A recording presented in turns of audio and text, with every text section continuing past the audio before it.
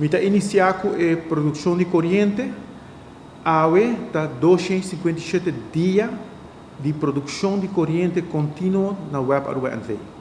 Pois, sem interrupção, da tem produção de últimos 257 dias aqui.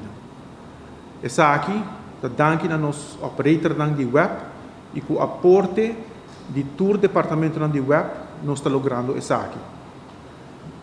Nós estabilizar a planta nova de motor na RICEP 4 e nós estamos seguindo consolidar. Nós não estamos onde nós estamos ainda, mas nós estamos arriba e bom caminho. Nós estamos trabalhando com 2 task forces, um de web e um de suministrador de motor na Wartsila, para Luna na Caba. E nós conjuntamente estamos executar o plano de estabilizar e consolidar de uma maneira eficiente e efetiva. O traspasso definitivo de planta nova RICEP 4 está possivelmente em novembro.